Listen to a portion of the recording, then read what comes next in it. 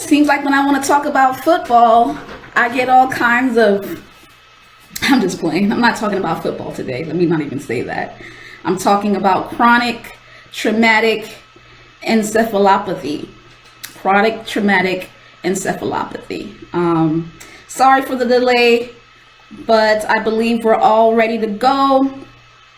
Yep, I see myself in. We are in a 15-second delay, so I may not see questions right away. I see you, Des. You finally made it to one. I'm glad you made it to this one. Talking about the brain, but in a different way. Talking about a disease of the brain. My name is Dr. Maya Byfield. And just to introduce myself, I call myself the phenomenal STEMist. And my background is a bachelor's in biology from Oakwood University. And I got my master's and PhD from Albert Einstein College of Medicine in molecular pharmacology. I went and transitioned to neuroscience. I did a postdoc in neuroscience at the University of Central Florida College of Medicine. So that's my background, just to let you know. It's not some person that just hates football. I actually love sports. I'm a sports fanatic, okay? Just to let you know about me, I am a sports fanatic. So it's not that I hate sports and I'm anti-sports, but I have a passion about the brain, and the brain is a little bit more important to me than my love for sports. Let me catch myself in position. I love the brain more than sports, and there is a disease out there called Chronic Traumatic Encephalopathy, also known as CTE, that I'm going to talk about today, and it supersedes my desire to watch certain types of sports. All right, so let's get into it. Those of you who have seen my videos before, I talk a lot about the brain.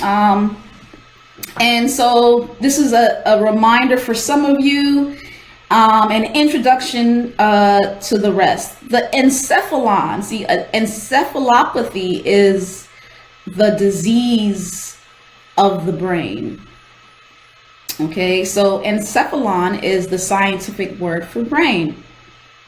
And the brain is a very important organ, the first organ to be created in the body. The nervous system is the first system out of the 11 systems to be made, and it starts with this organ right here called the brain. It has 4 parts. I'm not going to get into the details of the parts of the brain, but you can see right there what the very important roles of the 4 parts of the brain are, especially the cerebrum, which I'll get into a little later. But the whole brain is very important. It is the control center of the body. Whatever happens in the body is dictated by some parts of this very important organ. Can I stress that enough? How important the brain is? Okay, so it's the control center of the body. As many of you know, I don't like to be long-winded. I try to go 20 minutes. So I'm going to move through this. So just follow after me. I want to get into the actual brain, though. The brain is made up of specialized cells. They're called neurons. The brain is made up of cells called neurons. As you see there, the big cerebrum, that's only one part of the brain, the cerebrum. But within that cerebrum, you see lots of cells. They have branches. They have one long branch called an axon. They have multiple branches at the top called dendrites. And those processes are there to communicate with other cells of the body.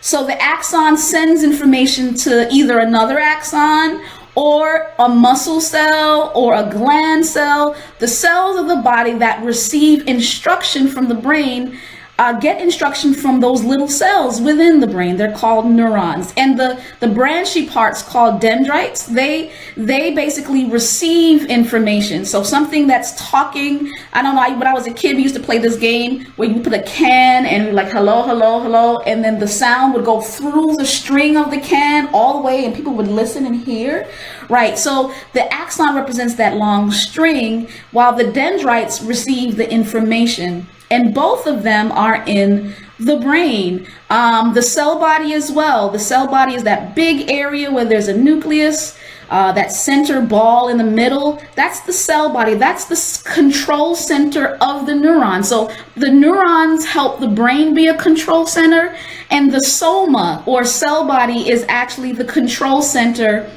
of the neuron. The thing is that when that cell body dies, that's it. The neuron dies. And the problem is the cell body has the nucleus where something we call mitosis happens. So if our skin cells die, well, that's okay. We have cells with nuclei or a nucleus, that little circular ball in the middle right there. They'll divide. They'll go through a process of mitosis and make a new cell. So when our skin cells go wash off in the bathtub, it's okay. Our skin will make new cells. Why? Because it has a viable nucleus. But the thing about neurons is that nucleus, if it dies in the soma, also known as the cell body, there's no mitosis happening. Neurons are amitotic. When they die, they can't divide to replace themselves. So that they're very important cells. They do the transmission of information throughout the brain. They're found in tissues of the brain. So you look at this brain here, you see a brain, that's specifically the cerebrum of the brain with all those folds. The cerebrum is so important. It is the master controller of the human brain. Humans have large cerebrums because we take in lots of information through our dendrites of the neurons in our cerebrum, and we send massive amounts of information to our big, large, complex bodies. So we have these tissues, gray and white matter, that have that house the neurons. So the gray matter, if you look at the brain right there, it's chopped up in half. You see that darkish brown area, that's the gray matter. That's where all the cell bodies are. All of the cell bodies are in that gray matter. And then the white matter has the axon. Remember that long axon that does the sending of information? Well, you see white throughout. You see one side of the cerebrum talking to another side of the cerebrum through their white matter, through their axons. So if damage happens to any part, especially the gray matter where the cell body is, where the soma is, then the whole neuron dies. Brains can't communicate with themselves from one side to the other. And then the brain can't send messages down towards the body through the spinal cord. If you look at the spinal cord, there are neurons in there as well. If there's lots of white matter where the axons are. You damage the brain and the spinal cord, the brain will not be able to communicate with the rest of the body, or the brain will not be able to communicate with itself.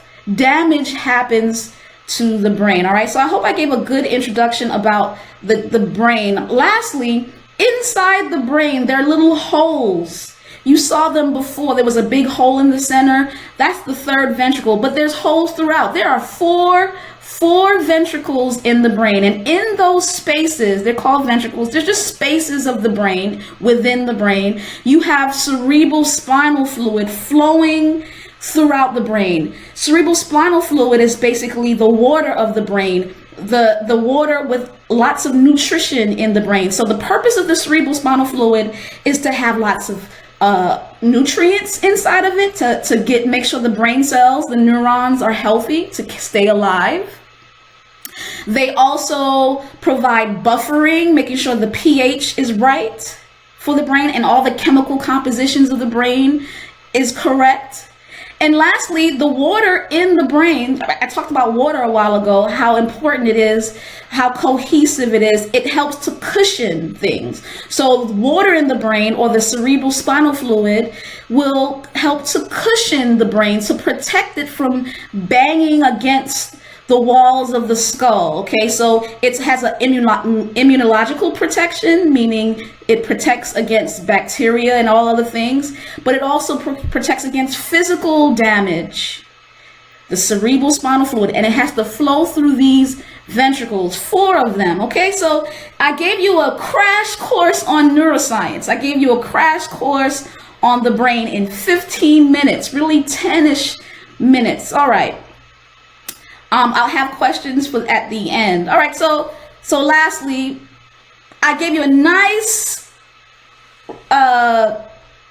introduction to the brain, how it has specialized cells that if they die, they can't be replaced, how it has a very important role to control the whole body, how it has specialized tissues, gray and white matter, and if the neurons die within, they'll shrink and they will die. I gave you the ventricles. They're these spaces in the brain that house cerebral spinal fluid to protect for cushioning. All right. When I showed you the development of the brain in children, and I showed you this picture of a 3-year-old child, and how just neglecting a child would cause their brain to not grow properly. There was such outrage and disdain, and people were so upset. How could they do that to a child when they saw the picture of that extreme neglected child's brain? Now I want you to look below, and I want you to look at a person's brain who went through chronic traumatic encephalopathy. It's worse than that child's brain. Look at it. Look at the gray matter, gone. Look at the white matter, shrunken. Look at the ventricle, a big, massive hole in the ventricle. Look at the part where I told you it has the axons that communicate, that smiley face, from one hemisphere to the other. Look at that. It's split in half. Where is the outrage? Is it that people don't know what CTE is? Well, I'm here to tell you, I'm going to spend the whole month of October during the hours of football, 1 through 4, really just 1 o'clock. I only do 20-minute sections, so you could just replay it, share it all throughout the 1 through 4 o'clock hour. I'm not trying to blame football only. There are 4 stages of CTE. And I'm going to go through each stage every week for the next month of October. They all lead to suicidal behavior, memory loss, depression, paranoia, executive dysfunction, meaning they can't make proper decisions. Of course, look at their brain.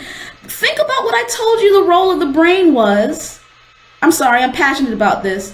But think about what I told you the role of the brain was, and look at that person's brain who has CTE. Look at it. And I want you to develop an outrage, because what causes CTE? What causes CTE? I told you CTE means chronic traumatic encephalopathy. Encephalopathy means a disease in which the functioning of the brain is affected by some agent or condition.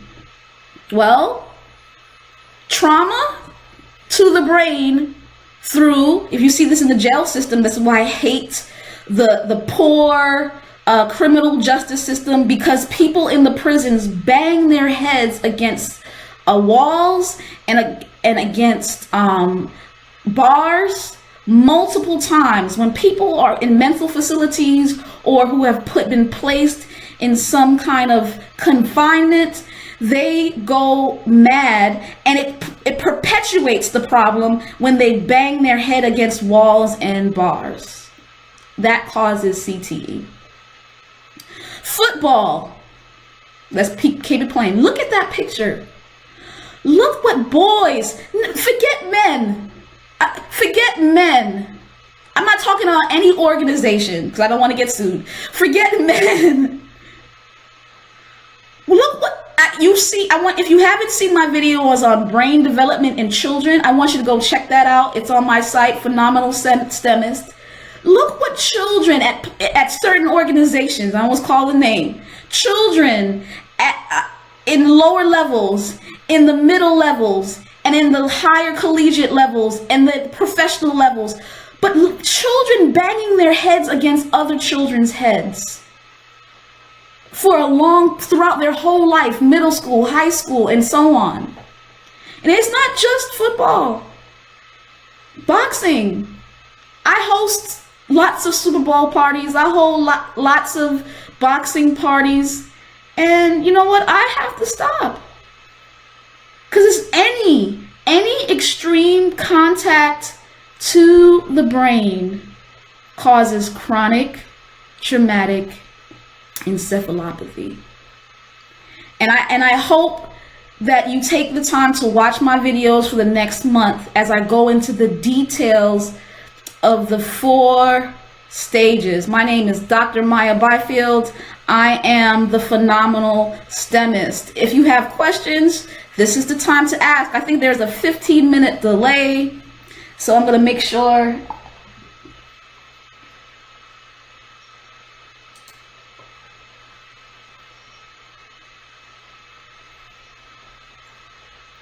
I don't see any questions yet, other than Desiree telling me, hey, you made it.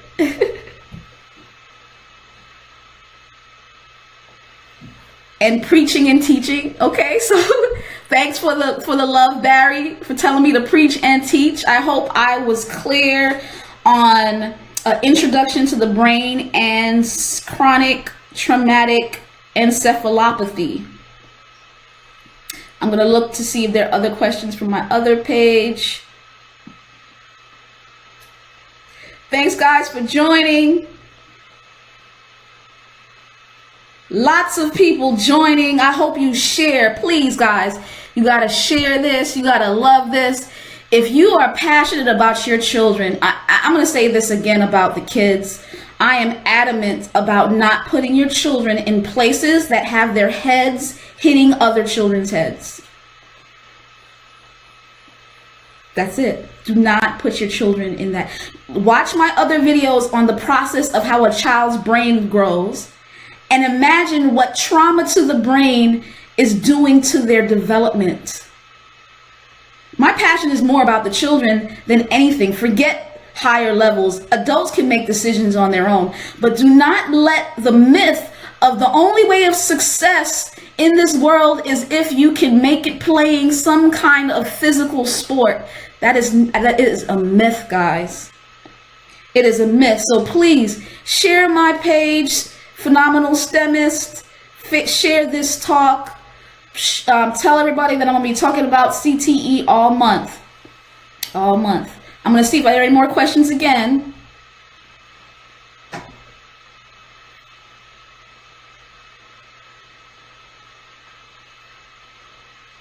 Yes, Desiree, all my past videos are on Phenomenal STEMist, so if you want to check out the other videos about, I have a video on what water does. I have a video on multiple videos on development of the brain from the womb all the way to university. I've broken it down into like 6 weeks. 6 weeks I did it. So, yeah. Please check that video out. Any more questions, guys?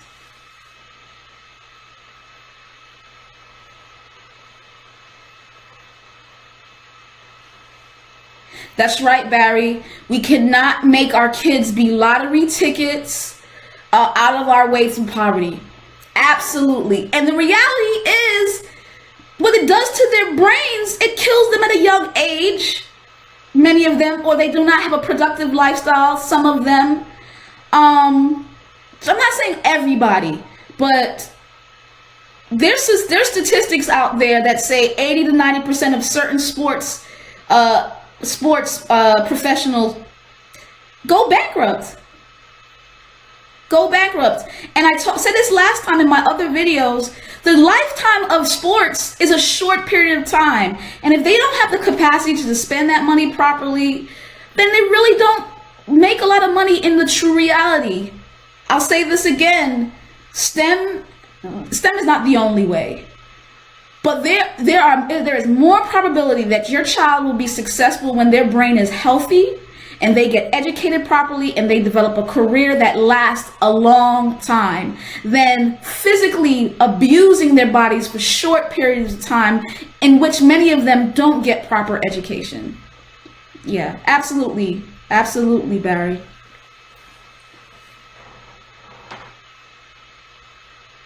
I don't see any more questions.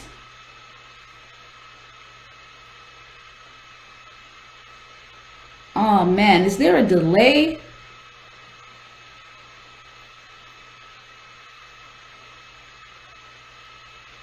I hope there's not a delay. Thanks again, guys.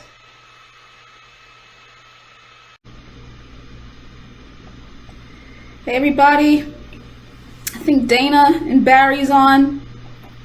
Glad to see you guys come on Facebook. Really, especially Dana, because I know you're a coach and this is near and dear to your heart, and I appreciate what you do for your boys and how you try to build teams in them. So I really appreciate you coming in and checking out what really CTE is. Okay, so I'm gonna get right into it. Hopefully more people join, and let's talk about, well, actually, I'll introduce myself. My name is Dr. Maya Byfield. I am a professor of biology and STEM. I have a bachelor's in biology from Oakwood College, now University. And I have a master's and PhD from from Albert Einstein College of Medicine in molecular pharmacology. All right. And I did a postdoctoral fellowship in neuroscience at the University of Central Florida's College of Medicine. That's who I am. I call myself the phenomenal STEMist, and I'm glad you guys are here to learn about stage 1 chronic traumatic encephalopathy, also known as CTE. All right, let's get into what stage 1 is. So I told you the whole month of October I'm going to talk about the 4 stages of CTE and what happens to the brain. What I'm going to do is basically give you a background of what part of the brain these different stages affect. So let's start with what the brain is. I told you last time, multiple times, that the brain is the control center of the body. It does that. It controls our whole body. Everything that happens in our body is under the control of the brain. Nothing is initiated without the brain except for the heartbeat. And even the brain controls the speed of the heart rate, how fast or slow the heart rate goes. The brain is in control of a lot of things. And it does so by having these little cells called neurons. If you remember, I told you last time that the neuron is a cell that has processes, specialized processes to receive and give off signals to other cells. Neurons can talk to other cells like muscles and glands, or neurons can talk to other neurons. Neurons are your great communicators, and they cannot communicate if they don't have these processes. If you look at this brain on the left side of this slide, you see large, long processes. And those processes are essential for communication. They help this neuron talk to other cells, including other neurons, all right? The processes are built up on the inside. They are built up by these proteins called microtubules. Microtubules, they are built up by microtubules, all right? So we're gonna go heavy in biology, but I'm gonna make it as plain as possible for you guys to understand. Imagine, you see that picture up there with the neuron? The cell body has the nucleus, and there's a long process called an axon, right? Dendrites receive information. Axons are the things that send information to talk to other neurons, other muscles, or glands. So how does a neuron talk to another neuron, or talk to another muscle, or talk to a gland to tell the gland to do something or the muscle to move? Well, they send special messengers to the end of the axon. So if you see at the picture, it says synapse. That's the place where two cells meet. So one neuron will talk to another neuron at the synapse. How does it do that? It sends a message. And those messengers are actually in small vesicles, and they're walking along highways. So inside of your cell, there's this long structure called a microtubule, and it's a part of the skeleton of the cell. Like we have a skeleton, the skeleton of our body helps us have proper structure. The skeleton of our body helps us to allow for movement. Same thing in the microtubules, a part of the cytoskeleton or the cell skeleton. It provides structure of the axon. The reason why the axon is long is because of these long microtubules making specialized fibrils, and those vesicles need to get transported back and forth along the neurons. So what do? They walk along the highways. They're called microtubules. You need them. You need them especially for transport. Okay, all right. So how do you build those microtubules? So imagine inside of every cell in your body, you have neurons that are built up by or structured by microtubules, especially the axons. It's very long. They are dynamically built. So you see how that highway is being built up by little proteins. They grow together and they make a long protein. And there you have those vesicles walking along the highway once they are built. How do you build them, or how do you keep them stable? There's another protein called the tau protein. The tau protein. If you see that picture up there, you see the proteins getting together and building. The tau protein helps to keep these proteins that build the highways or microtubules in place, to keep them stable, to keep them in position. I hope I'm making myself clear, right? So you have to put them together to build a long tube, and then there's tau proteins that help to keep it in place, or else they'll break apart, right? They'll break apart. That specialized tau protein has a long shape that keeps the microtubule in place, or what it does is sometimes it gets modified and turns in on itself and looks like a paper clip. So you see that picture where it says tau-free cytoplasm? It says that means it's not bound to form stable microtubules. It's by itself in a paperclip form, right? Sometimes you want it that way when you want to break apart the microtubules for certain reasons. But when you want those microtubules in place, remember, when you want those vesicles walking along microtubules properly, because they're all long and in place, you want to make sure that tau protein is in position, right? You want to make sure it's in position to keep it long. If not, you're in trouble. Okay, that's the role of the tau proteins in microtubules. They help to dynamically build up and keep in place the microtubule so it can do its job in the neuron. Okay.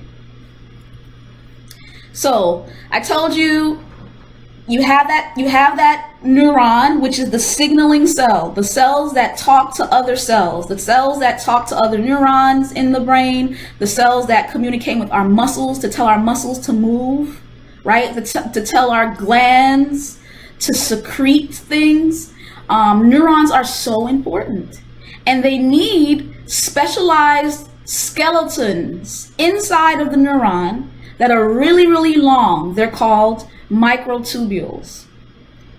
The only way you can keep them really, really long is if you have that tau protein to hold it in place. Is that, I hope that's clear to you guys. If you have any questions, I'll get to you a little later. So you see that picture right there, a nice healthy neuron has long microtubules. Why? Because those taus are unfolded and they're sitting on them, keeping them in position. But there below is a diseased neuron. And a diseased neuron, what's the problem? Those tau proteins have been modified and gone into their paperclip stage. And when they're in their paperclip stage, they're not on the microtubule. Instead, they're away from the microtubule. And they start to attach to one another, and they aggregate, or they form these clumps together. They clump up together, as you see that. And when they clump up together, remember I told you, the tau helps the microtubule keep in position. So if there's no tau, then there's no microtubule. And if there's no microtubule, then the cell will not be long anymore. It will start to crinkle up. Also, those vesicles that are important to send signals and walk along, they're not there, right? And so the cell can't even function properly. This is what we call neurodegeneration.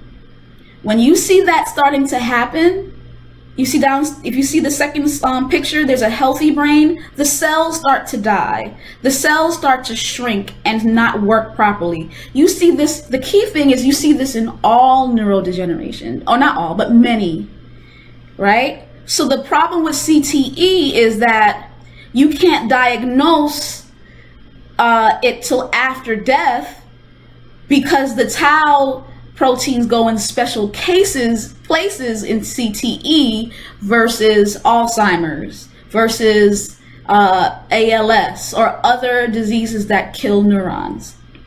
All right. But what I'm trying to get you to understand right now is that the tau protein is malfunctioning. And when that happens, the neuron is not stable anymore. The neuron crinkles up, tangles up. And when it tangles up, it no longer does its job properly. And that's the problem, because neurons are the communicators, right? Okay, so what happens in stage 1? What I want you to understand is stage 1, remember, it's chronic traumatic encephalopathy, right? There's something going wrong with the encephalon, also known as the brain. And in the beginning, you really can't see. There's a picture of slices of the brain in this paper that I'm reading. Just to let you know, I'm reading scientific papers and I'm just trying to explain it in a simple way. So the stage 1, the top stage up there, you see little brown dots. And you see little brown dots, that's actually staining for the tau aggregates. When the taus start to be modified and they get together, instead of sitting on the microtubule, they get clumped up together. They stain it brown. And as you see at the higher stages, you see much more brown at higher stages. So stage 1, you don't see much brown. That's the problem. It's really preclinical, asymptomatic a lot of the times, because you don't see it, the aggregation happening as much. This is a slow process that's happening. This is my fear of tackle football in children, right? They are starting to get this damage early, and the progression happens slowly, where you don't see it until, it's stage 4.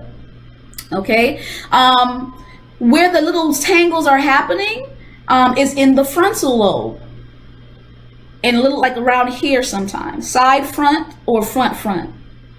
And when it's in the side front, the frontal lobe, if you remember, I've said it before, is the place of decision making. Executive functions. This is when you start making decisions about what you do. It determines your personality. So when you start damaging that area, just know that you're going to be damaging those roles. So when they do have symptoms, it's very hard to find symptoms, it's preclinical, but when they do, it's vague. They say, I have headaches, I don't pay attention much. Remember, your frontal lobe is affected. Short-term memory loss. These executive functions are hindered at stage 1. Another place where they're gathering is something called the locus coeruleus. That's in the pons. That's a place where fight or flight is initiated. This area of the brain creates norepinephrine. That's like a chemical that heightens your fight or flight, anxiety or passion or panic because you're afraid or you're angry. So if something goes wrong there, you're going to have a malfunction in that area. Some people say the opposite, where you get depressed. So that's why sometimes they have these vague symptoms of depression, but also malfunctioning can lead to anxiety. We just we don't know. But this is what happens in stage 1. You get these little tangles. Remember, the microtubules, which are supposed to be long, start to crunkle up. And when they crinkle up, they get entangled. And the neuron begins to be injured, but it's not dead yet. That's my issue with CTE. It is a latent type of neurodegeneration. It's a slowly progressing death of your brain cells. And if you remember, I told you it comes from damaging your brain when you hit your head on a jail cell, or when somebody consistently jabs you in your head, or when somebody consistently uses their head to hit your head over and over and over again. The brain begins to do this, go forward and backward in the midst of your skull, in the midst of your child's skull. Right? This is what the paper said that I've been reading. One of the papers I've been reading. It says, when the brain is subjected to rapid acceleration and deceleration and rotational forces, meaning when the head is constantly being hit and the brain is shaking inside the skull, it elongates and deforms, stretching individual components such as neurons, those are your brain cells, your glial cells, those are the cells that help protect your brain, blood vessels, which help nourish your brain, and the membranes of each cell in your brain. Okay, the traumatic stress injuries affect neuronal cell bodies, axons, dendrites, and glial cells, especially axons. Remember I told you those long axons on the inside have long microtubules. That's the skeleton of your cell. And what's happening is, if you see here, it says the axons are especially vulnerable as they often extend long distances from the cell body, and they may be injured without the death of the neuron. See that? They are injured without the death, meaning the neuron won't die, but it gets injured. Why? Those microtubules start to form tangles because there's a tau protein that's going bad in the inside, and it starts off real slowly, and then it leads to progressive death of the neuron. So imagine if your kid's brain, imagine if your husband's brain is constantly being damaged slowly. What's going to happen? Well, whatever that brain is supposed to do, it's not going to do anymore. Stage 1. I hope I introduced stage 1 to you. I'm going to give you a testimony this week that it really frustrated me, just to let you know. I gave a talk last week. And I do tutoring every week. And 2 things happened to me in regards to football that really upset me. Number 1, I called one of my community members to invite them to tutoring. We've started tutoring back again. And their grandmother told me this. Their grandmother told me that football practices at the same time as tutoring, so that they can't go. When football is over, they'll come. That kid is a 14-year-old kid. They swept him up. He's ninth grade. As soon as they saw that big black boy, and they latched onto him. So now tutoring, where he needed tutoring, because tutoring led him to graduate 8th grade. And as soon as he reached high school, football was more important than tutoring. That bothered me, especially knowing what happens to people's brains when they are constantly being hit. Second thing that happened is a parent, I did a presentation last Friday, and a parent told me, she's struggling as a mother because her son got suspended. Her son got suspended for fighting, okay? Losing it in fighting. This is a higher level now. I think he's a junior or senior in high school. And so he wasn't allowed on the campus. So the coach of the football team contacted her and told her to bring him to a prominent university's football field to practice, because he can't afford not to have his pride safety playing football. The kid lost his mind and really went to town on another person to the point where he got suspended, and he still wanted him to be playing on the field because that was very important. That is what I'm seeing in this sport that really bothers me. Not even understanding that the reason why this kid may be acting the way he is acting is because he's constantly hitting his head as a defensive safety. Now, I'm not saying that CTE is caused solely from football. But of the cases of CTE, it is said that 75% come from football. 75% cases CTE. They can't see the towel staining until after they die. So that's why you can't see the issue that they have CTE until after death. So you have to wait till after the person dies to say that yes, they have conclusively CTE versus some other type of neurodegeneration. But of the CTE neurodegeneration, 75% of those brains come from trauma extending off of football, tackle football. All right, I'm gonna look for questions now. I hope this really helps. I am the Phenomenal STEMist. Thank you guys for watching. Let's look for some questions.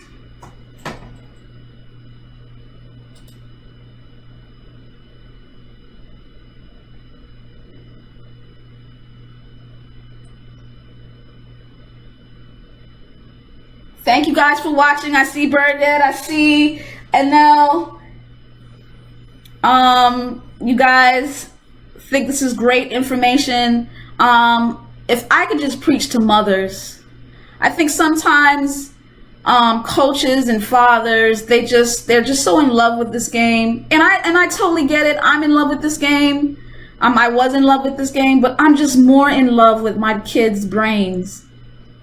I'm more in love with my men's brains. And we can't conclusively say CTE comes from certain types of activities only. It just comes from banging your head over a long period of time. Question, when people get nice helmets when they're professionals, are these the same helmets that are all the way down the line? Are poor communities getting these beautiful helmets that help to so-called protect against, these concussions? I don't know. Any questions?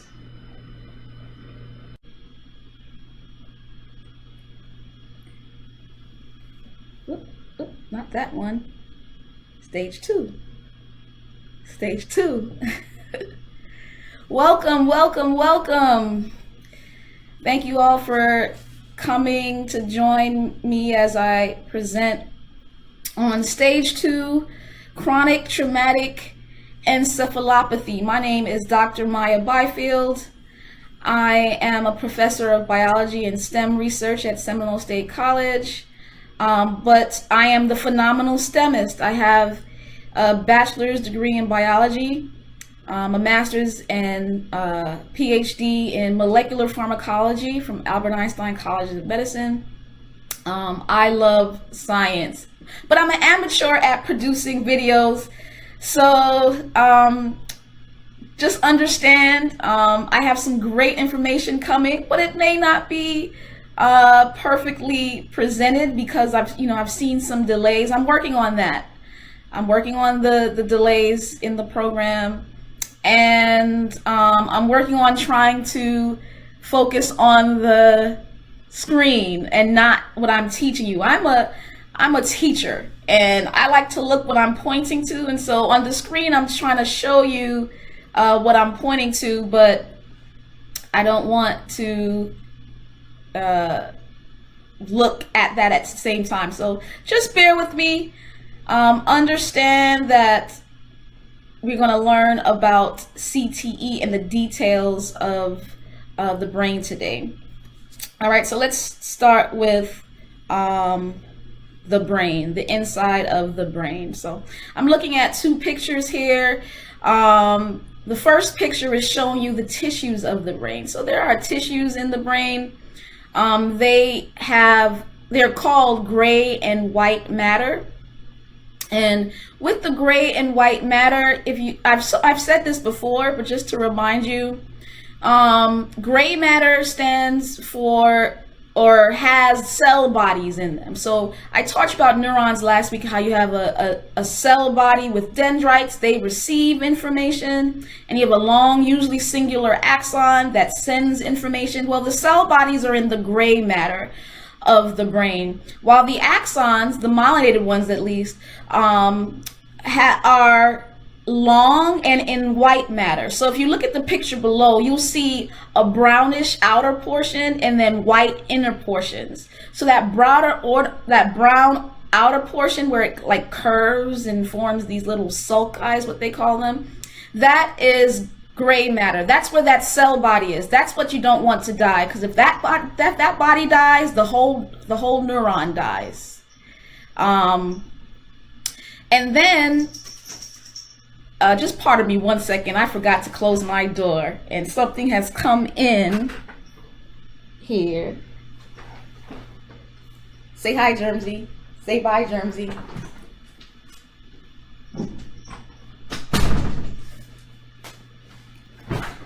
I'll edit that out for YouTube. See, you got real life with me.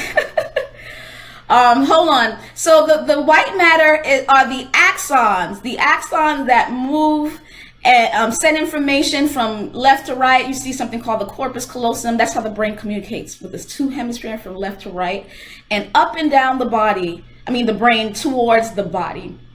That's the first thing I want you to know about the brain, the tissues of the brain. The ventricles of the brain are little spaces. If you look on the picture, you see like two spaces and then a singular space, and it goes down into a bigger space. It's pointed to lateral, first, second ventricles. That has cerebral spinal fluid in it. And cerebral spinal fluid flows throughout the brain. The purpose of cerebral spinal fluid is to give the brain nutrition. It's the water of the brain. It also gives buoyancy. The brain doesn't just knock against the skull because there's water in there to provide some kind of buoyancy. So the water and the nutrition is flowing through the brain. Not a lot of things can get in there. Blood can't get in there. There's a blood-brain barrier. Only special things, neurotransmitters, they can flow through the brain, but it's limited to special areas of that flow. So if you look at there, you see a ventricle that's split in half, and there's something that says septum pellucidum. That's a membrane that separates two of the lateral ventricles from each other. There's no flow in between them. Okay, everything I'm telling you has to do with understanding what stage 2 is going to do. So remember that. Remember the gray and white matter. Remember the ventricles filled with fluid and how they're separated by a septum pellucidum. Okay. Next thing I want to tell you about is that the brain has many regions, 4 regions to be exact. And I've talked a lot about the cerebrum. So if you see, that's a real brain there, sliced. And you'll see that there's that darker area on the outside called the gray matter of the cerebrum. I talked a lot about the cerebrum. I talked about the frontal lobe, where you have personality here. In that area of your cerebrum, all their special neurons that regulate your personality, your decision-making skills. So imagine that gray area filled with cell bodies of neurons that have to be kept alive, right? But I also talked about the ventricles. You see that space, those two little spaces there, and there's that septum pellucidum in between, keeping one hole separate from another hole. You see that? Okay, that's also in the cerebrum. But if you go down a little bit, you see like the brain looks like a tree with a long stem or tree trunk, right? Doesn't it look like that? Like, or like broccoli with the stalk. So that stalk right there is the brain stem. It consists of 3 parts. I'm not going to go really into detail about them, but what I want you to notice is that brain stem right there has 2 areas that are affected in CTE. That first arrow is pointing to something where you see like a blackish tint to it. See that? Blackish tint. That's called the midbrain. And it has an area called the substantia nigra. That is a black substance, a black shaded substance that produces dopamine. It's a neurotransmitter. Okay, and then below it is the pons of the brainstem, and there's another part that's a little tinted. It's not as tinted as the substantia nigra, but it's called the locus coeruleus. And that creates a neurotransmitter called norepinephrine. All right, so we talked earlier about the whole brain and how they have specialized tissues and how they have ventricles. And then I'm talking about another part of the brain called the brainstem, which has special areas. The midbrain, which has something that produces dopamine, and the pons, which has something that produces norepinephrine. Okay. So keep that in mind. Let's look down. What is a new neurotransmitter? I told you about dopamine and norepinephrine, right? This brain area is producing these special neurotransmitters. Like, what are they? What are these things? What do they do? Okay, so if you look at the axon, I talked about the axon last week, if you remember, and how you have something carrying vesicles and they're just walking along microtubules. Remember that? I hope you remember that. It's a lot of intense words. I know, but I want you to just try to understand what I'm saying, right? So look at that axon there. You see those little circles with the vesicles in them? They walked all the way down to the end, right? And they're sitting at the end, but look what's happening. They have something inside. They have a red triangle inside. That is called a neurotransmitter.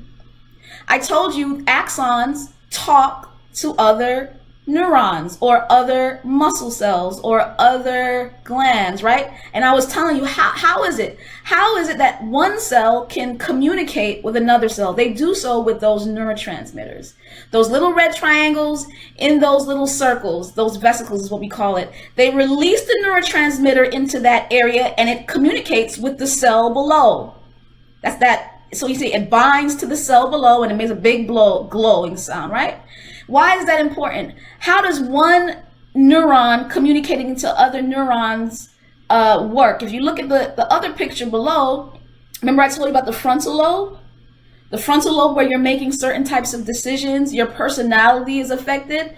Well, imagine a neuron from one area of the brain sending a message through the axon in the white matter. Remember the white matter? It sends it up to the frontal lobe. How does it do that? It sends the vesicle, well, more than just that, but I'm not going to get into the details. But by the end, it communicates with that part of the brain through neurotransmitters. So if one area, like the substantia nigra, releases dopamine, dopamine is a neurotransmitter that makes you feel good. You feel rewarded about something. Right? So whenever you feel good and you whatever you did to make you feel good, you are rewarded with that. And you do it again and you do it again, right? So imagine you're releasing one part of your area, the midbrain is releasing dopamine, and the part that, where you make decisions, where your personality is, that part, you feel good. Don't you want to always feel good? Yeah. So what if you see, if you look at the picture, the red things, after it sends the signal, it goes back up into the neuron until you want to make another signal again. What if I don't want to take it up again? Understand? What if I want to keep the red down there? So I would always feel good, always want to feel good, always want to feel good, because that red thing is always attached to the frontal lobe cells, and I'm happy all the time. Don't you want to be happy all the time? Yeah, that's what drugs do, right? You see those little thing those blue things that are picking it back up and sending it back up into the neuron? What if I block that? What if I stop it from letting the red go back into the neuron? What if I keep the red there? Yeah, that's what cocaine does, right? That's what drugs do. So I keep, and if I stop that sensation, then I'm having I need to feel good again. So I need to get the drug to stop, to block those things from letting the red back in. Keep the red attached to my frontal lobe, right? Yeah, all right. So just think about that. And then you have another area. Remember I told you the locus coeruleus, that's the area that releases norepinephrine. Now, norepinephrine is a little different. Instead of the signal making my brain, my frontal lobe feel good in certain areas in my brain, making it feel good, what if I'm in a dangerous situation, right? Then my brain, a part of my brain in the brainstem, needs to communicate with my frontal lobe, hey, you are in a dangerous situation. It communicates with other parts of the brain too, but if you remember I talked about the amygdala, right? So it communicates with my brain, say, hey, you're in a dangerous situation. Get out of that situation. Be afraid. Be very afraid. Run away or fight. Be aggressive, right? How does it do that? It sends a neurotransmitter. Instead of dopamine, it sends norepinephrine. Okay, so that's how our brain cells talk to our other brain cells. They communicate via neurons, specifically through little chemicals called neurotransmitters. And in order to keep in balance, you have to only release the neurotransmitter when needed, right? You only want to be rewarded when something is rewardable. You only want to be in a fight or flight situation when you're in a dangerous situation. You don't want to be imbalanced, right? You ever heard the term chemically imbalanced? That's what this is. The chemicals are not going back into the neuron when they should. They're staying too long, and they're sending messages to the decision maker that are not really good messages. Okay? So I gave you a little introduction to chemical imbalance, right? Okay, let's move on. Let's get into stage 2. Stage 2 is talking about CTE levels that have gotten higher than stage 1. Now you're having symptoms. Before, if you remember, I said it was asymptomatic. But now they're starting to see something called cava septi pellucida, right? If you remember, I talked about the septum pellucidum, the normal brain. It's just one membrane that separates the one lateral ventricle from the other, right? But look what happened in this situation. There's a third one in between. So now you have cerebral spinal fluid flowing in 3 areas instead of 2, and it's not flowing properly because that third one in the middle doesn't belong there. It doesn't belong there. You usually see it in underdeveloped children, right? This is how it is in babies, in the fetus, in the womb, and then over time it closes to look like the normal one. But we're starting to see in people with CTE, cavum septi pellucidum. And what happens if there's a whole bunch of fluid in an area that shouldn't be there, you start to feel excessive pressure. You may begin to feel pressure in your brain, and it may be due to this. Not conclusively. They're not saying conclusively, but headaches are very common in people with CTE, and this is a common symptom found in people with stage 2 CTE. Okay. And then another issue with stage 2, you go from asymptomatic to moderate headaches in stage 1 to now you're getting personality disorders. Why? Okay. If you remember last time, I talked about the tau protein and how it's it's dark in certain areas of the cerebrum, and that's showing that that part of the area is dysfunctional. It's dysfunctioning. The cells are beginning to die. So it was superficial in stage 1. Now it's getting deeper and more damaging to the point where the neurons are starting to die in your frontal lobe. So your neurons this is the place where you make decisions. This is the place where you have personality. And that area in your brain is starting to die. Then you're going to have executive dysfunction. You're not going to make proper decisions, right? Also, do you remember me talking about the brainstem? And I told you that there's this dark area that secretes dopamine. That's the neurotransmitter that makes you feel rewarded, right? If you look on the bottom picture there, that's a normal brain. There is that dark area called the substantia nigra. It's black, right? Because it's a black substance, substantia nigra. It's a black substance. Those represent the neurons that are alive. They're alive. They're creating dopamine. And when they do that, they give off a black substance. That's normal. In this situation, the dark substance is actually a good thing, right? But this is actually a person that doesn't have CTE, but has Parkinson's disease.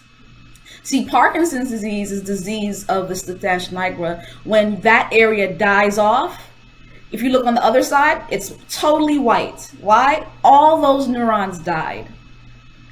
All those neurons died. So the normal brain, it's supposed to be black area, where the neurons are alive, secreting dopamine in the right way. But if you don't have dopamine, you're chemically imbalanced. If your brain cannot create dopamine because all those cells are dying, which you're starting to see that in stage 2 CTE, you're starting to see the pallor, meaning the loss of pigmentation of the substantia nigra and the locus coeruleus, the one that creates norepinephrine. So both situations, you're having a chemical imbalance. Both situations, you don't have enough of a neurotransmitter to trigger either reward or fight or flight. So you have great depression, right? If you're never rewarded, they have situations where they take dopamine away from mice, and they put them in a swimming pool to swim, and they're suggested that they're depressed. They can't do things.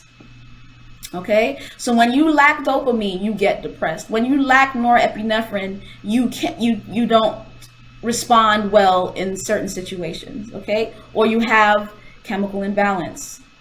Right, and this is what happens in stage 2.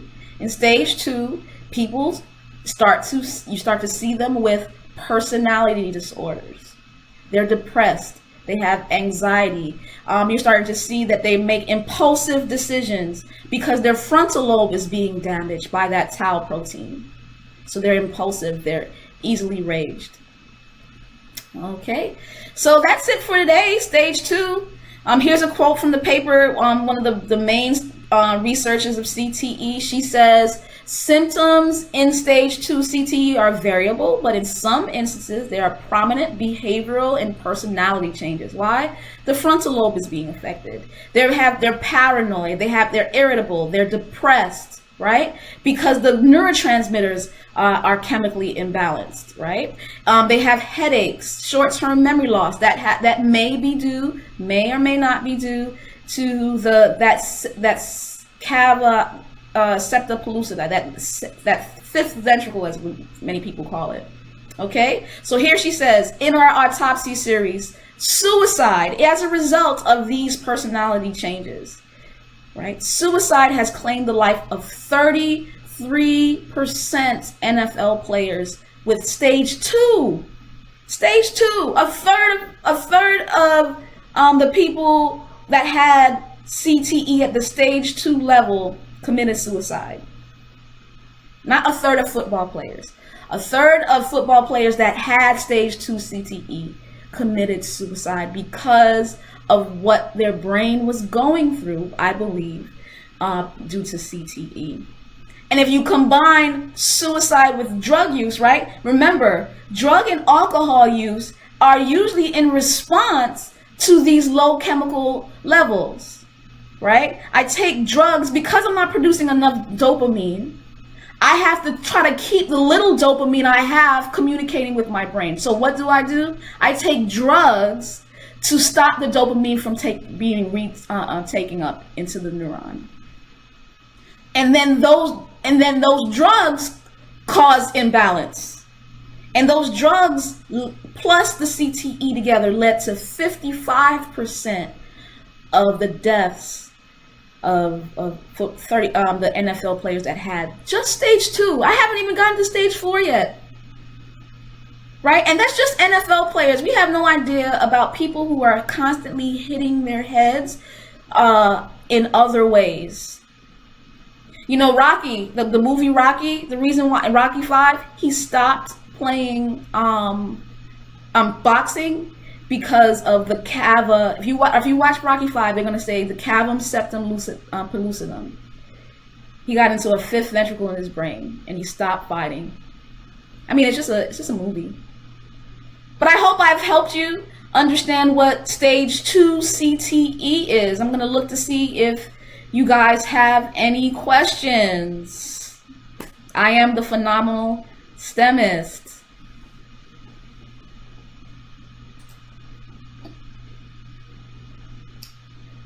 Thanks for the, I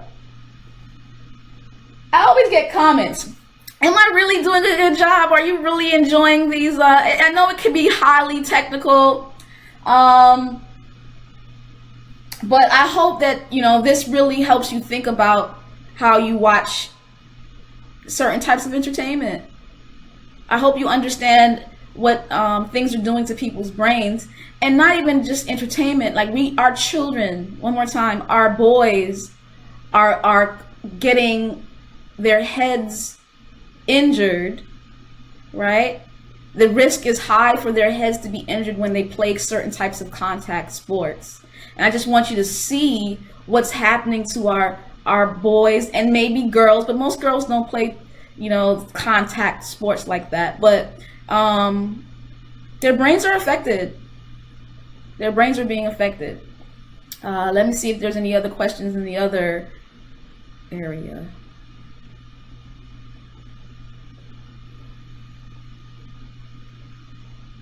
Thanks, guys, for joining. I see James, Holly, Sherry, JC, Damaris, Miss Charles.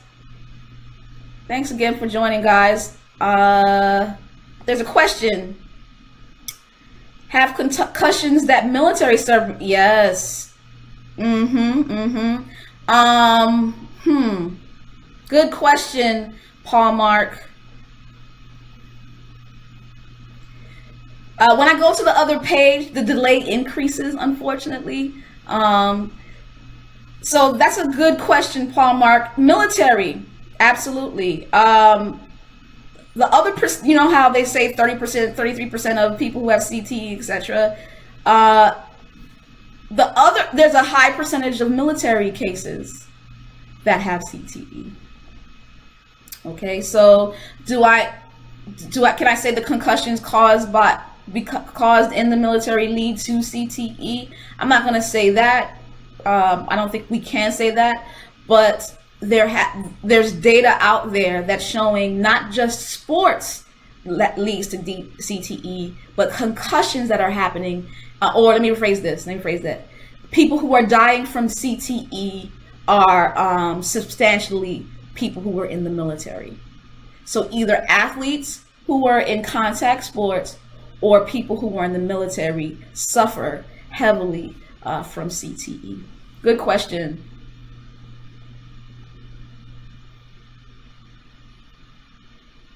Yep. So the answer is yes. Any other questions for me? There's usually a 15-second delay. That can't be changed because I'm streaming from a third party. So I may not see your questions right away. And when I close, you know, I may not see questions. So I'm going to look for some more questions, see if you guys have any.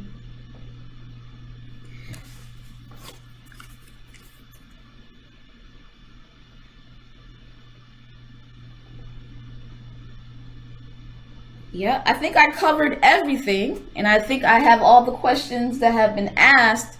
I just want you to see what, what, you hear about people committing suicide, you hear about people having chemical imbalance. I hope this presentation has helped you understand or make real what this thing is. This is a real thing happening. This is a biological, physiological thing happening in people's brains. And so it's just not people they're just sad. They're not just sad. There's stuff going on. And if we can prevent that through protecting our brain or informing people to protect our brain, this is the gospel. Like, I'm convinced that I'm preaching the gospel right now. Our brain, is so important. Our brain is so important, and we should not injure it through drugs, through toxic substances, or through certain activities. All right? Because it will affect our personality and how we feel. Okay, thanks so much for joining. Please share. Share all throughout the football season. All right, I'm going to have 2 more weeks to do this. No more questions. Thanks again, guys. Have a good day.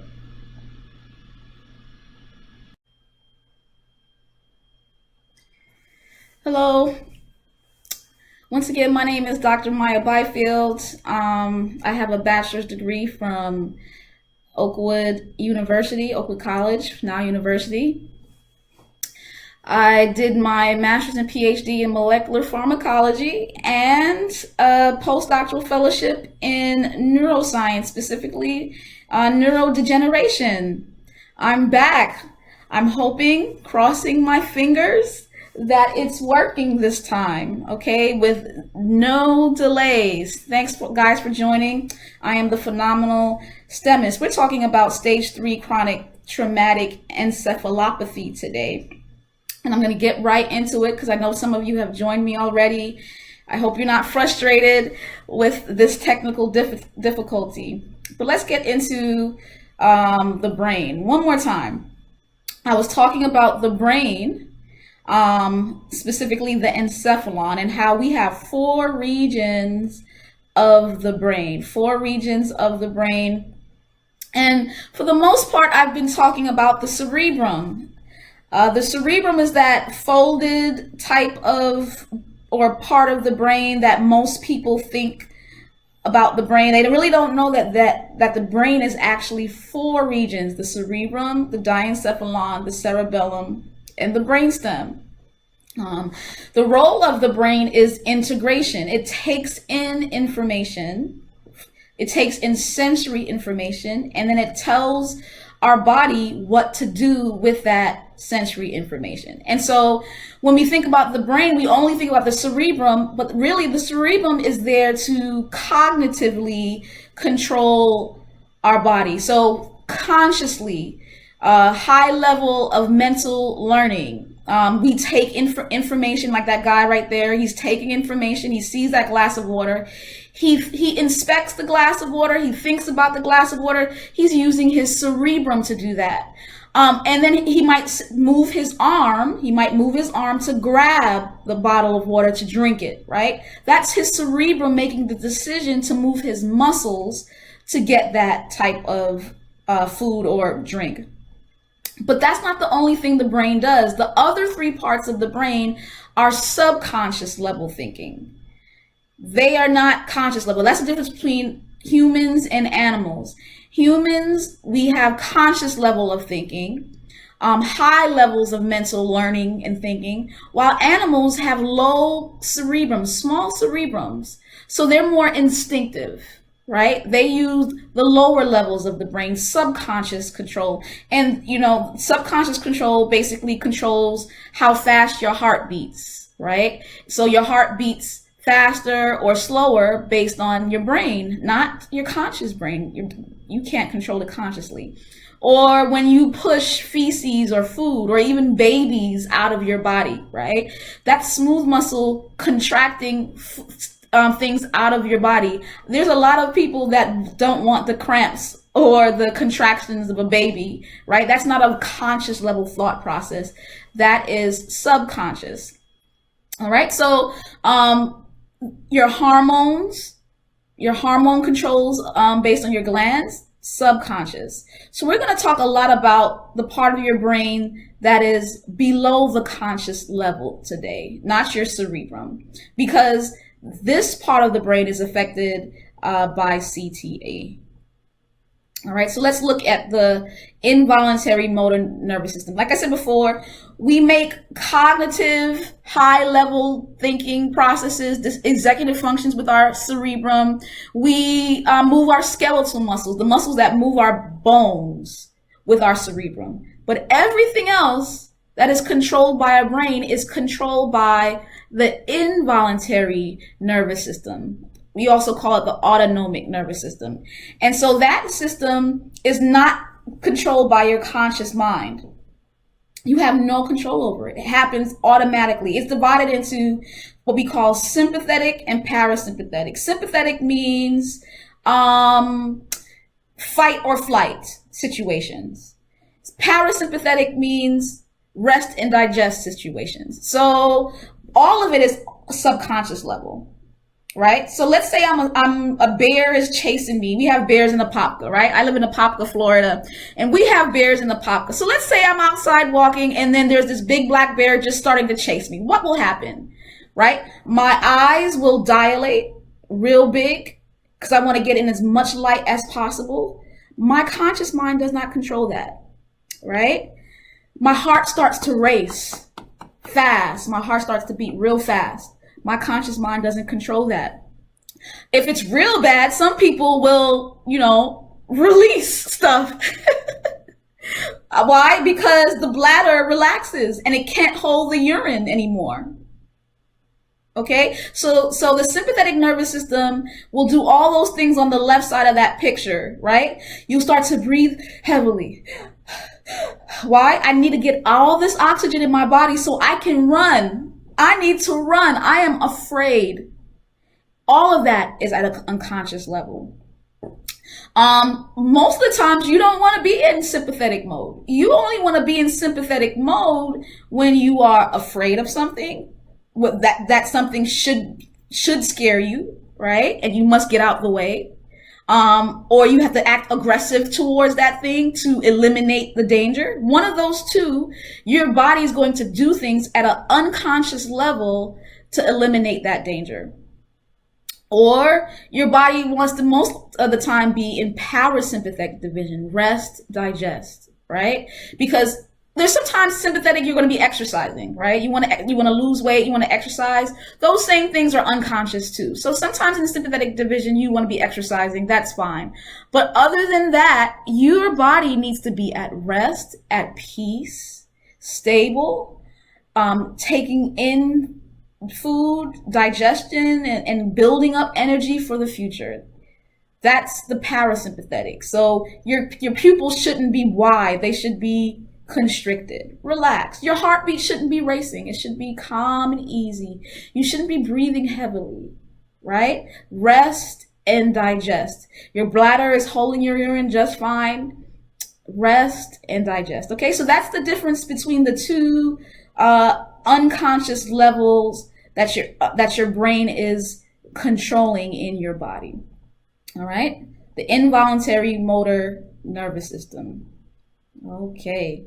There's another part of your body that is involuntarily controlled. We call it the limbic system. It's your emotions, how your emotions play a role in actions, right? Specifically, I want to talk about the amygdala. The amygdala is a part of your brain. It's subcortical, right? The cortex is a part of the cerebrum, the high level learning. So when they say subcortical, it means below the cortex. It is working. It has specialized neurons. As you see, there's firing going on, specialized neurons that communicate with your cerebrum. And it is the center of fear. When you are in a dangerous situation, if you see danger in any kind of way, you will be afraid. Have you ever been afraid? What happens? Your heart starts beating fast, right? You're in that sympathetic division. You may be breathing heavily. There's no danger around, but somehow your heart starts beating fast. Something in your emotions has told your amygdala that you're in a dangerous situation.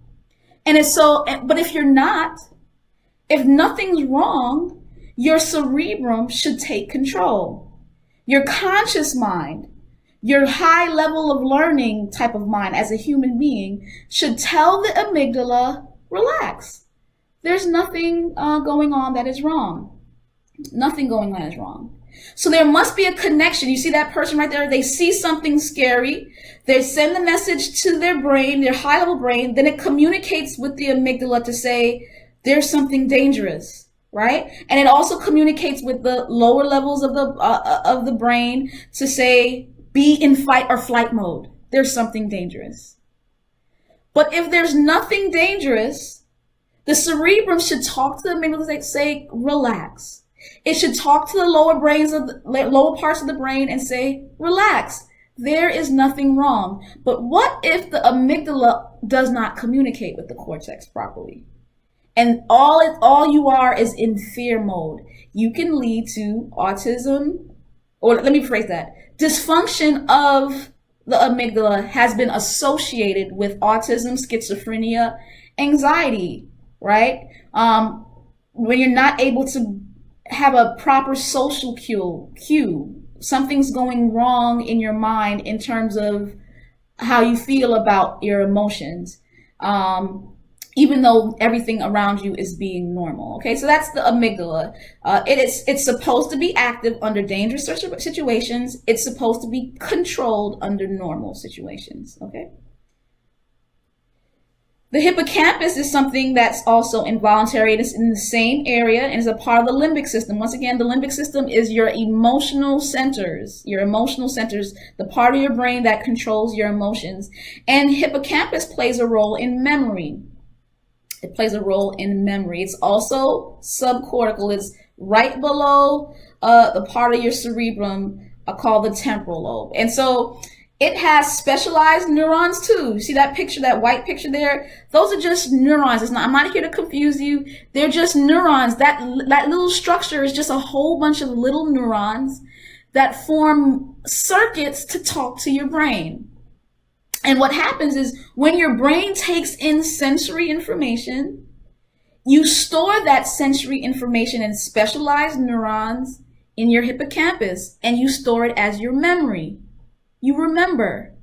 You can now recall situations, right? There's two types of memory. There's episodic memory. That's events in your life. You learn, all throughout your childhood, all throughout your life, there are events that are going on that your brain stores in a special area called the hippocampus. Or spatial. I think something's wrong with my hippocampus from childhood, because I can go to a place 10 times and I don't remember that house, it was on the right side and that house is on the left. While I have friends, they have such great spatial memory. They know they can come into a house one time and they will remember where everything is. But the ability to remember, to recall where everything is, positions and places and things, where things are, we call that spatial memory. And that's all under the control of the hippocampus. You see, I'm trying to show you your brain is a massive structure, and it's more than just high level learning and thinking. There's specific areas in your brain that have specialized roles. And if something happens to that, then those roles will not happen in the brain, okay? So we now are into stage 3 CTE. Stage 3 CTE. Basically, damage has happened. Neurodegeneration has bypassed now just the cortex. So stage 1 and stage 2, I was telling you that you were getting these tau proteins that were damaging the neurons in the cerebrum. So they were affecting your conscious level thinking, your executive mindset, how you make certain decisions. It was affecting that. It was affecting your midbrain last time. That's part 2. And your pons. Now you're getting deeper. If you see that picture there, the damaged part is now in the amygdala and in the hippocampus. Not only is it in the cerebrum, it's in the cerebrum too, but it's now in the amygdala and the hippocampus. So if you remember, I told you your amygdala is an area of your brain that is supposed to recognize fearful situations, and it connects with your cerebrum to find out if it's, needs to be, if you need to be afraid about that situation. If your cerebrum can't talk to your amygdala will control your whole body, and you will live in a state of anxiety, fear, and aggression. Right? That circuit, that communication, that connection must exist. But in stage 3, what's happening is the brain is being damaged in multiple areas. The cerebrum is already damaged, so it's not able to make executive decisions that well and control your amygdala that well. Now the amygdala is being damaged. So now if you're acting very aggressive, you have great anxiety and fear, and you act out in aggression because your conscious mind cannot control your subconscious mind. Your hippocampus, the same area. If you look at the picture below, the red is the hippocampus. It's right underneath the amygdala. There's a connection between your amygdala and your hippocampus. There's a connection between memories. So sometimes when you have both being damaged, you're now totally having issues with memory. You're getting a lot of memory loss. High levels of memory loss happens in people who have CTE at the stage 3 level. Why? Because their hippocampus is being damaged by that tau protein. I talked to you about what that tau protein did in stage 1. If you want to remember, you can go back to that video. But basically the neurons in those areas are dying. They're dying. So now the brain is dying in multiple areas, and the person is heavily aggressive, and they have high levels of memory loss. Okay, so just like in stage 2, the levels of suicide are outrageous. The levels of suicide and aggressive behavior are outrageous in stage 3. These men here had stage 3 CTE. They're all dead. They're all dead. One I know for sure by suicide. I believe, I'm not sure about the others. But all these gentlemen are dead, and when they gave their brains for research, they were found to have stage 3 CTE. Look what this says. It says American football is the most common sport associated with CTE, accounted for more than half of reported cases. 75% of reported football players with CTE played at the professional level. Okay. So all the people who gave their brains to research, because remember, you don't know if you have CTE until after death. 75% of those people were professional football players. Yeah. No, let me phrase that. 75% of half of the reported cases were football players. Let me rephrase that. Over 50% of people who have CTE played football at some level. Over half of the people who have CTE. So the other half are other types of injuries, brain injuries. But of the half that were football players, many of them went all the way to the professional level, like these 3 gentlemen. It's a dangerous sport, guys. Football is a dangerous sport, and adults can play football. But my issue is high levels of brain injuries are happening at the high school level, and I just do not believe they should be playing football. Tackle football at the low, middle, and high school levels. Their brains are being damaged. CTE. Let's see if you guys have any questions. I'm going to make sure I went through everything.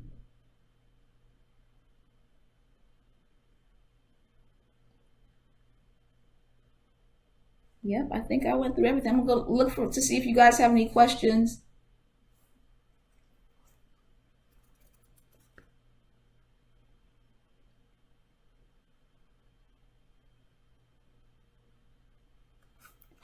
Any questions for me? Hey, Desiree, Karen.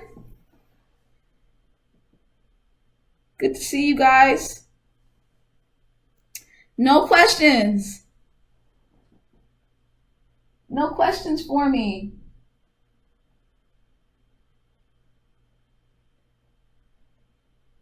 Well, if you don't have any questions, still feel free to share this video. Thank you so much for joining me.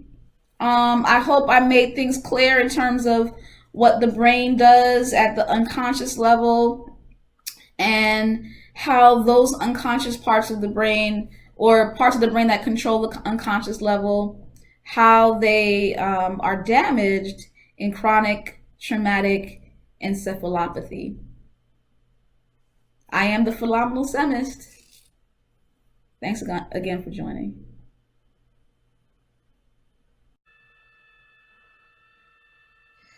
Hello, hello, hello. How you guys doing? I see you, Andrea. I see Rashawn. What's up? What's up? What's up? It's my last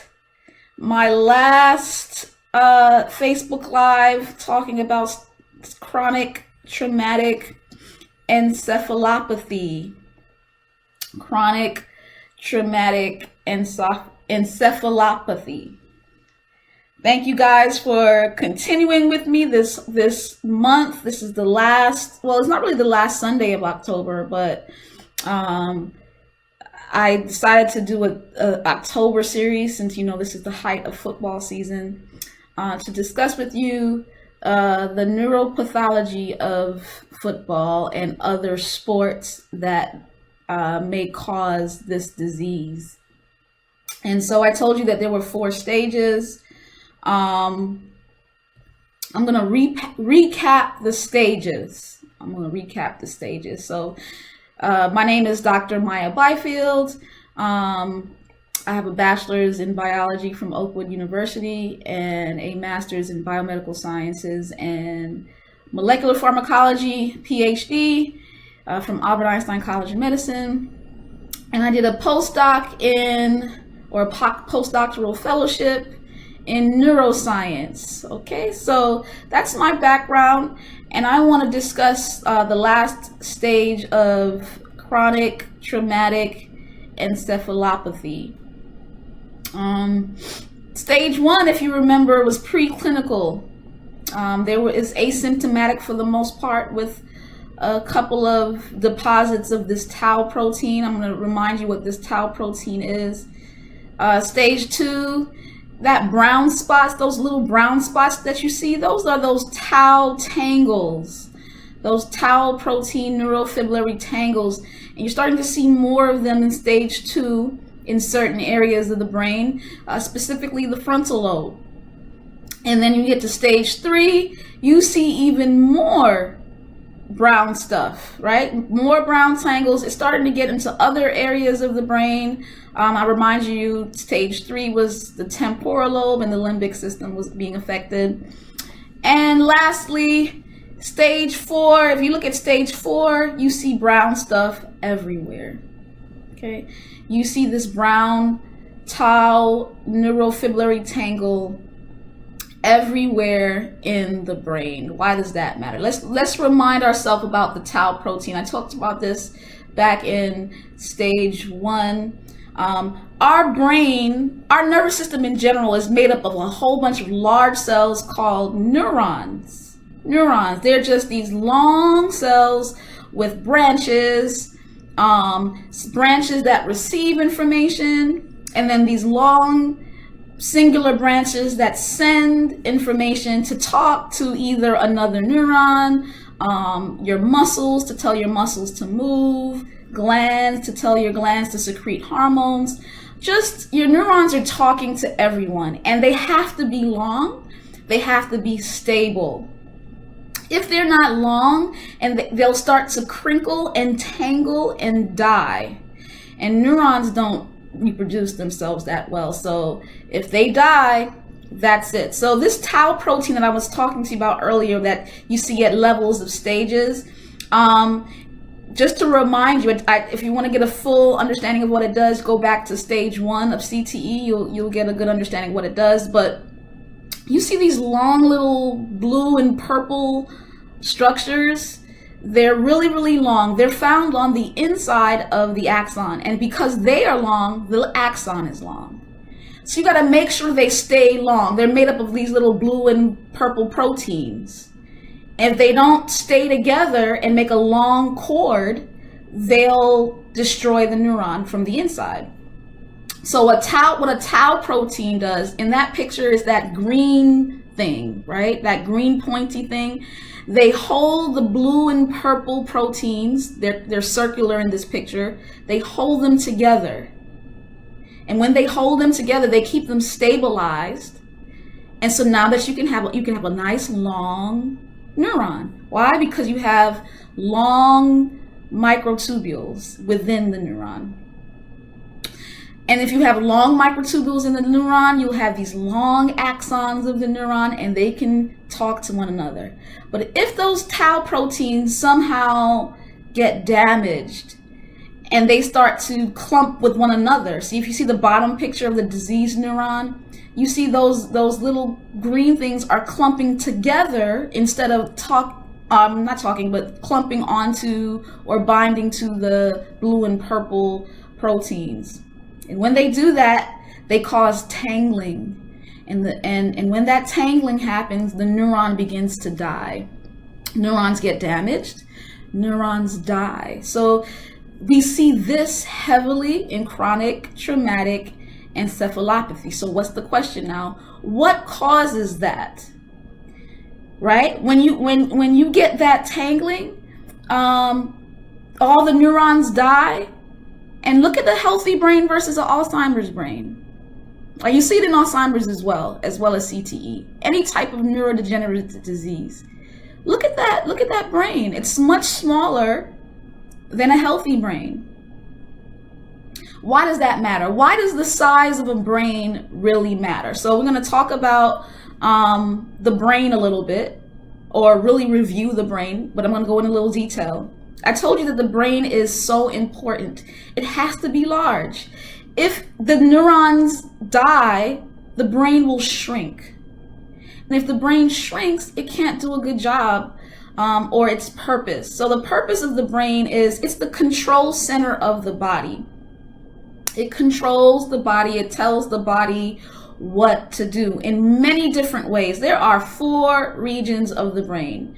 And I'm going to use this last time with you to talk about the details of the 4 regions of the brain before I discuss stage 4 CTE. Number 1, you have the cerebrum. That's that curvy one, that coily one, that filled with little dips and folds. The cerebrum is so important. It is the part of your brain that makes the cognitive decisions. How does it do that? It receives all kinds of sensory information. So you don't see with your eyes, you see with the back of your cerebrum, right? The information comes through your eyes and sends a message to the back of your cerebrum, and then your cerebrum will talk to the rest of the brain to say what it feels about what you're seeing. So you don't see with your eye, you see with your cerebrum. You don't hear with your ear, you hear sounds through your temporal lobe of your cerebrum. The messages go through your ear and then talk to the temporal lobe of your cerebrum. Okay, you don't taste with your tongue. You taste with something called the insula. It's deep in your cerebrum. And so the tongue sends messages to the cerebrum, and that's when you begin to taste. If something's wrong with your brain, no matter how much food is touching your tongue, you will not be able to taste it because you don't taste with your tongue, you taste with your cerebrum, right? You don't smell with your nose. You smell with also your temporal lobe of your cerebrum. You don't touch with your fingers or feel with your skin. You feel with this parietal lobe right here. So if you damage this part of your brain, no matter how much you're touching stuff with your fingers, you won't be able to feel it. The purpose of your cerebrum is to take in the sensory information and process it so that you can know that there is something going on around you. Okay? Another part of your cerebrum, it makes you make wise decisions with the frontal lobe of your cerebrum. If you damage your frontal lobe, you will not make good decisions. You will not take control of over your emotions. Rather, you will just act like an animal. You will be instinctive. The other parts of your brain will take control. So that's just your cerebrum. There's the diencephalon, there's the cerebellum, and there's the brainstem. The diencephalon has the rest of the brain, diencephalon, cerebellum, brainstem. It's all instinctive behavior, or how do I say, involuntary behavior. You do not have cognitive control over that part of your brain. That part of your brain responds just by information and releasing some kind of action. How does the diencephalon do that? Well, it has something called the hypothalamus, and the hypothalamus is in control of all of your involuntary decisions. It controls your glands secreting hormones. So if you damage your hypothalamus, your hormone release has issues. You have a hormonal issue because you damaged a part of your diencephalon, right? The cerebellum, that's the part of your brain, it's the back part of your brain that gives you fine-tuned movement. So the reason why you can play a piano like this with your fingers, the decision started with your frontal lobe, but in order to make fine-tuned movements, your cerebellum had to be in charge of that. So if you damage your cerebellum, you won't have fine-tuned movements. Like when we walk, our right hand naturally swings with our left foot. That's under the control of our cerebellum. It's not a cognitive thing. We're not thinking about it. It just happens naturally because another part of our brain, which is involuntary, controls it. All right. And lastly, your brainstem. That's the part of that's the lowest part of your brain, filled with neurons. But it's really just connecting your higher levels of your brain to the muscles of your body for the most part. It makes decisions. We call this integration. Every part of the brain integrates, meaning it takes in some kind of information, makes a decision, and tells your muscles or your glands what to do. But this one does it more in a reflexive way. You're not cognitively thinking to move, rather you move automatically in a reflexive way. So if you damage any of those parts of the brain, just know you're going to damage all of those functions. You're going to damage all of those functions. All right, so let's look at stage 4. I'm really going to go quick today. I'm not going to talk much about CTE, other than the fact that this is the end. This is the end. Stage 4 symptoms are the worst types of symptoms, right? The brain, every part of the brain now has damaged neurons. Before, it was just the frontal lobe. So you would have issues with cognitive behavior. You didn't make good decisions. You were aggressive. You didn't have control over your emotions. Or the limbic system. It was parts of the brain before. But now, everywhere is being damaged, to the point where the brain has shrunken half its size. Look at that. Look at that. I never forget when I showed a brain that has shrunken, which was smaller than a normal brain in a child. Parents were upset when they saw that because of the neglect of a child. It led to smaller brains. Parents were so upset. But when I show this picture, how many of us get just as upset when we see the corpus callosum, that smiley face, that white part right there that connects one part of the cerebrum to another, that's split in half. Look at it. It's split in half. So now this part of the brain can't communicate with this part of the brain well because those cells are dead, right? So what happens? What are the symptoms? Number 1, profound loss of attention. They can't concentrate. Their brain is gone. Half the size of their brain is gone. Language difficulties, the left part of the cerebrum is in charge of language. So if all those brain cells are dead, they'll have language problems. Or dying. They're not dead. You would be dead if you were brain dead, right? But they are dying and dysfunctional. Okay? They're explosive and aggressive. Why? They have no control of their emotions. The part of their brain that manages their emotions is dying. They're paranoid. They're releasing all kinds of hormones and neurotransmitters that keep them in a state of fight or flight. When we're supposed to be at rest and at peace, the only time we're supposed to be afraid of something is if there is something dangerous in the room. But these people feel as if there is something dangerous in the room all the time. Why? That part of their brain is dysfunctional because their cells are being killed. Their cells are dying.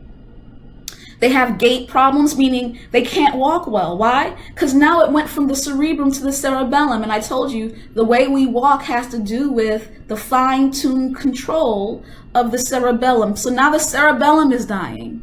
So now they can't even walk well. They can't manage their visual spatial environments well. Their brain is dying. They have advanced dementia. And I'm talking about young people. Not just old. Like when you get dementia when you age, when you live 90 years. That's a natural process. Why? Because your brain cells usually only live about 100 years. So they're going to die automatically. But when a young person begins to die, when a young person has the brain of a 90-year-old, that is a problem. And in this study, there's no suicide or drug abuse that led to the death of these people. Usually suicide and drug abuse happen in the younger stages, in the earlier stages 2 and 3. Right now, they're just waiting to die at 40, 50 years old. This is what happens when people damage their brain. All right. So what causes it? Concussions, traumatic brain injuries. All right. I'm going to read this. It says all reported cases of CTE have had a history of repetitive MBTBIs, right? That stands for mild traumatic brain injuries. Repetitive, meaning over and over again. When your kid was in the lower levels, right? When your kid started doing in middle school football, tackle football, and then in high school tackle football, and then in college tackle football, and then they go on and become professionals. All through their lives, they've been banging their heads, boxing, right? A lot of sports that involve banging your head. Not just sports, anything that involves a kid hitting their head. The brain gets damaged, right? There continues to be a vigorous debate surrounding the concept that a chronic neurodegeneration might be triggered by traumatic impacts. So they're still debating this, obviously, in popular sports. A debate reminiscent of the controversies surrounding boxing in the last century. We now know boxing is a violent sport that also causes CTE. We accept that because we see our boxers and the way they look, right? But there's the risk of MBTBIs in sports is increasingly recognized, and changes in the play and management of popular sports have started to begin. But resistance is perhaps understandable, as accepting trauma as the primary cause of CTE would have enormous financial repercussions, as well as necessitate major changes in the play or management of popular sports. Look at that GIF right there. Don't put your kids through that. I'm sorry. Children should not be playing tackle football. This is just my opinion. It's my opinion, but children should not be playing tackle football. As I said before, adults can do whatever they want. It's their decision. But why would you put your child through that kind of trauma, knowing what happened, what could happen to their brain? I hope this was very informational to you guys. I hope you learned. Thanks for joining. I'm gonna look for some questions. Hey, Nick. I see that you're watching. I'm glad that you are watching. Karen asks, what can cause them to lose their strength? What do you mean by lose their strength? Right. Okay. So you kind of, yeah, Karen, you were saying, basically the muscles are communicating with the brain, right? So when the muscle communicates with the brain communicates with the muscle to tell the muscle to move, right? This part of your brain right here, the top part of your frontal lobe, has long neurons that go and talk to all the muscles of your brain through your brainstem and spinal cord. They send out nerves.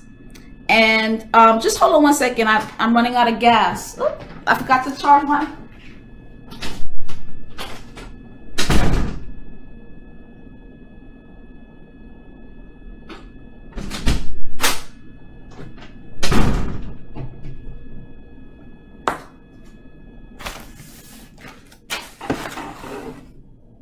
I'm gonna have to move this a little bit. Oops. All right, guys, sorry about that. Yeah, to the point, the question was like, how do your muscles lose strength? Well, once the nerve can't talk to the muscle has no purpose. The muscle will begin to die when the nerve doesn't talk to it anymore. The only way your skeletal muscles, the muscles that move your bones, can move is if a nerve talks to it. So if the nerve that is damaged can't talk to it anymore, the muscles won't be able to move. Yeah. I hope that answered your question.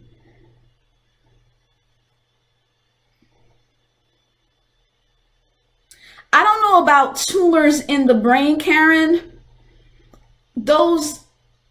They cause plaques.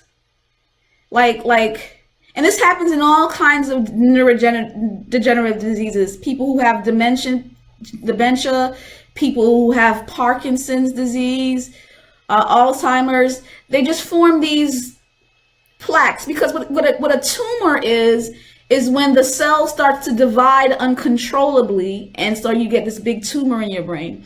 Neurons don't divide. Right? So it's not like our skin. When we cut our skin will then divide and replace the skin that was damaged. In our brain cells, most brain cells, which are neurons, don't do that. So when they die, they just die. Other brain cells called, glial cells, they're the ones, when you hear somebody has brain cancer, it's because a glial cell, which are smaller cells that help the nervous system a little bit, when they get out of control, that may happen. And I don't know of any situation where the tangling and the plaques that are made in the brain leads to cancer. So no, it's not going to lead to a tumor. It's just going to cause the cells to die. And when the cells can't replace themselves, they just die and they shrink in size rather than, tumors make these big, massive growths. You don't see that in dementia or CTE or Alzheimer's. You just see the cells beginning to shrivel. All right. Getting good questions here. Hey, Don. Hi, how are you doing? I'm glad you guys are here to see what I'm talking about today. I decided to come at 12 o'clock. I realized I couldn't compete with football. I accepted it. I couldn't get you guys to watch me instead. So I said, I'm going to come on an hour earlier and I'm going to make you watch me. And I want to let you see what happens to the brain when somebody constantly bangs their head or with somebody else's head or body or somebody's fist, right? I reiterate, this is not just a football disease. It involves banging your head. So take care of your boys. Make sure that they're not banging their head in any way. I look out for some more questions. Thanks for the likes. Have there any cases with children being died? See, here's the issue, Andrea. You can't diagnose CTE until death, right? So until they die, then you get the brain cells and you confirm this was caused by chronic traumatic encephalopathy. Have any children had CTE? Young people, yes. Young people have, but not. It's rare. And like I said before, unless you give your brain for study for CTE, it's a pretty new phenomenon. They just weren't looking for it in that case. But there's several mild traumatic brain injuries in children. Several mild traumatic brain injuries in children. Let me check the facts with that. I just read it and I don't remember offhand. I don't remember offhand the statistics, but I'm gonna look.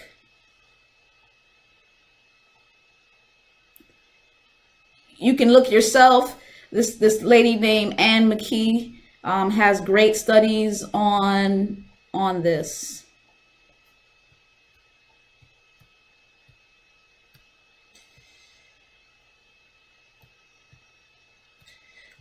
I think I'm going to have to get back to you. I'm looking at the paper, but I can't find the actual statistics of children that have mild traumatic brain injuries and the different sports that they play.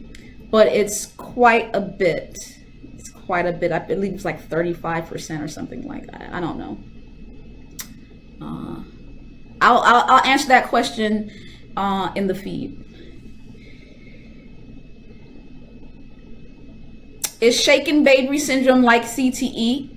Yeah, it's like it. It's not CTE, but it's shaken baby syndrome is quick. They die quickly. CTE is a traumatic injury over a long period of time. That's why I said a latent neurodegeneration, right? It's basically the neurons don't die immediately. They just start to tangle and they begin to die. It's progressive through stages. And then by the time they get to stage 4, then they have heavy dementia. But even some of them don't even get to stage 4 because they commit suicide in stage 2 and 3. See, that's the problem.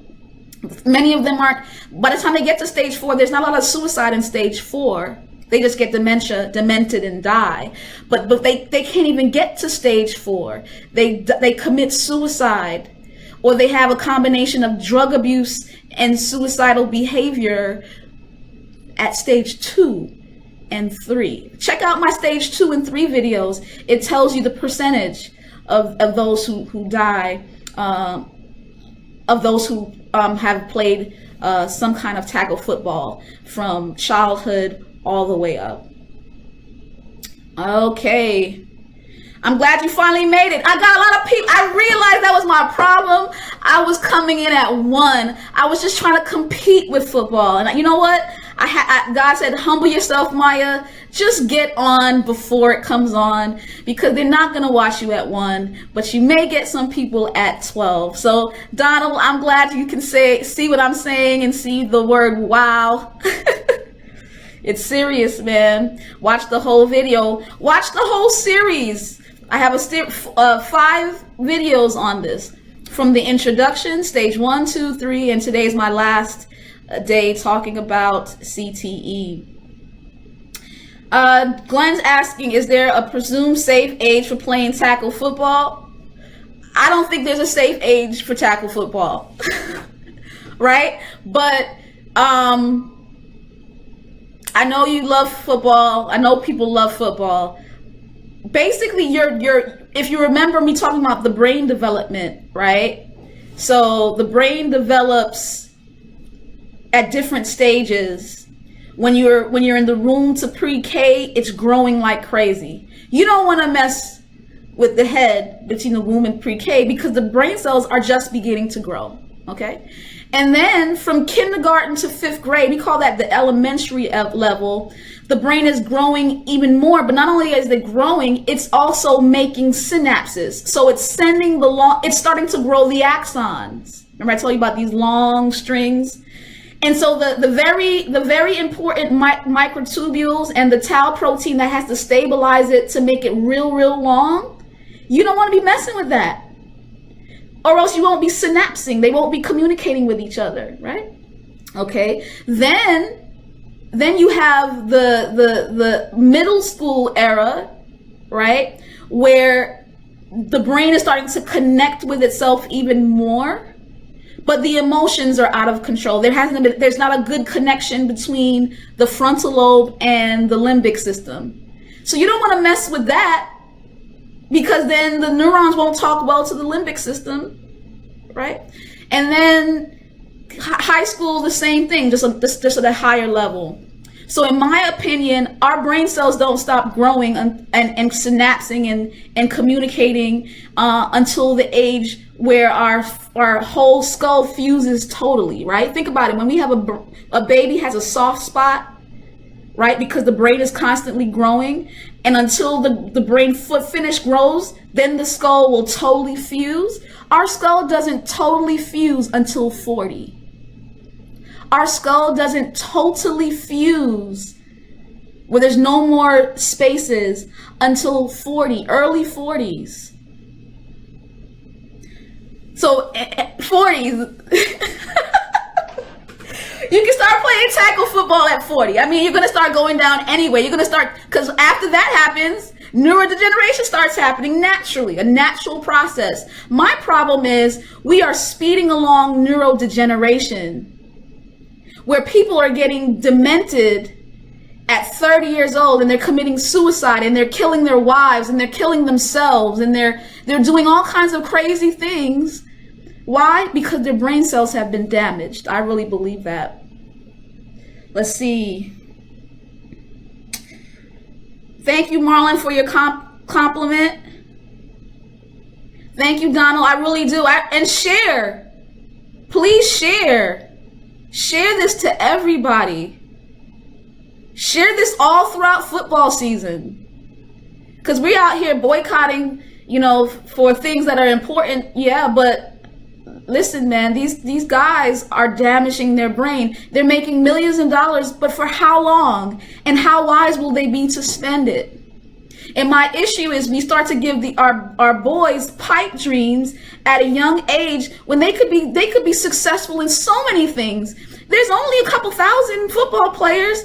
There's lots of IT guys where you can work in an information technology department, after getting your degree in computer science or whatever, and we're saying like the only hope for them is football.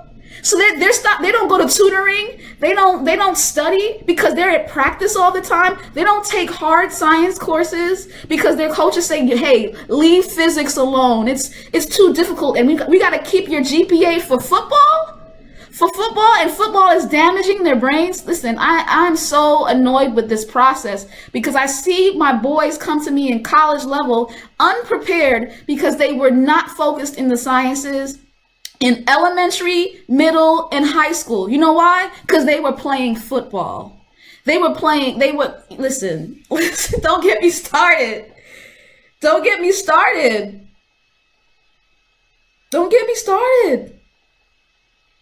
Anyway, we're going on a tangent,